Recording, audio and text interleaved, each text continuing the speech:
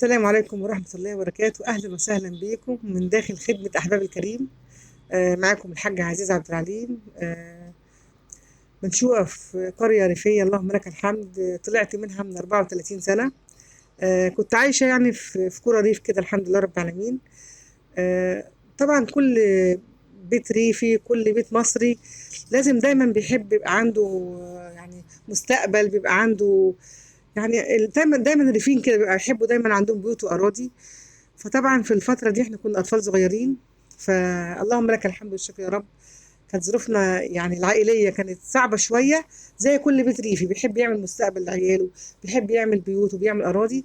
فكانت الظروف معانا طبعا كانت صعبة جدا، إن احنا أطفال يعني ما كناش بناكل كويس، ده كلنا كده، كل الريفيين كده، لا بياكلوا كويس ولا بيلبسوا كويس ولا كانوا عايشين كويس. فطبعا الموضوع ده أثر معايا جدا جدا جدا، خلاني طلعت من وانا طفله صغيره بحلم ان انا ما اشوفش حد جعان قدامي خالص. يعني هدفي وحلم حياتي ولا اشوف حد جعان، ولا اشوف حد محتاج حاجه، ولا محتاج حاجه في الدنيا. فطلعت بقالي 34 سنه من البلد، عندي حلم وهدف نفسي ربنا يحققه لي، ان انا اكون خدامه عند الناس كلها. فبدأ بالفعل، اللهم لك الحمد.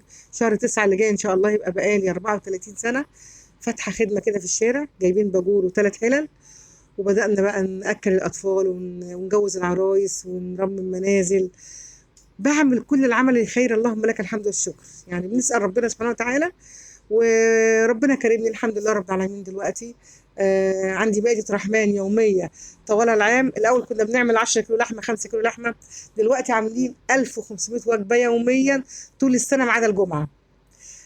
اي عريس وعروسه في المنطقه هنا بيعوز يتجوز، بيجي لي يقول لي يا ام انا عايزه اتجوز، مش معايا فلوس اعمل فرح. انا بعمل له الفرح في قلب الخدمه، مأذون، عربيه، كوافير، فستان، الفرح بالكامل. اي حد ما عندوش ميه في بيته، اللهم لك الحمد والشكر يا رب، بدخله الميه في بيته. اي شقه اتحرقت، اي شقه وقعت، اي مصيبه تحصل في امبابه، اللهم لك الحمد. حتى لو خارج امبابه، الحمد لله عندي فريق انقاذ، يعني لاي شقه بتتحرق بيقوم فريق البحث بتاعي، بنجري ونسال ربنا سبحانه وتعالى وبنسلم الشقه على المفتاح. اللهم لك الحمد. دي حلم وهدف لازم احققه بفضل الله سبحانه وتعالى. الحرمان اللي انا كنت شفته واحنا اطفال، ما اشوفش حد محتاج حاجه قدامي. وطلعت وبدات بالفعل، وانطلقت في الشارع، اللهم لك الحمد والشكر يا رب. وكافحت من 34 سنه وانا قاعده في الشارع. ما بيهمنيش غير ان انا اكون خدامه عند الناس بس. والحمد لله ربنا كرمني وشايفه شغلي وماشيه بما يرضي الله سبحانه وتعالى. عشان كده ربنا كرمني في الخدمه، وبقت عندنا الخدمه زي ما انتم شايفين فيها كل الاعمال الخيريه، ما فيش فيها عمل واحد بس، لا كل الاعمال الخيريه. ده بفضل ربنا وبفضل الايام الصعبه اللي احنا مرينا بيها واحنا اطفال صغيره. وده شرف ليا ان انا اقول كده.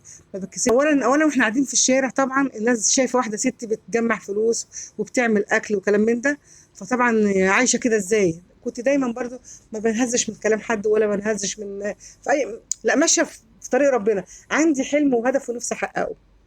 فربنا كرمني، كنت في يوم متجوزه 30 عروسه، وذبح 4 عجول و10 خرفان في الشارع، اللهم لك الحمد. وتعرضت يعني المسؤوليه كبيره جدا، وقلت بالحقيقه الحمد لله رب العالمين. تاني يوم عملت الجمعيه، اللهم لك الحمد، وماشيه زي الفل، اللهم لك الحمد. الوقت اللي انا مريت بيها في اول مشواري طبعا ان احنا ما عندناش فلوس، انا كعزيزه يعني ما عنديش فلوس ان انا ادعم الخدمه. فبقيت ان انا مش الم تبرعات من الناس من هنا ومن هنا. فكنت عايشه في صعوبات جامده جدا. لما ربنا كرمني بداوا اهل الخير يحسوا بيا ويحسوا بالخدمه اللي احنا عاملينها، فبقوا يسدوا معايا وبقوا يقفوا في ظهري، الحمد لله رب العالمين.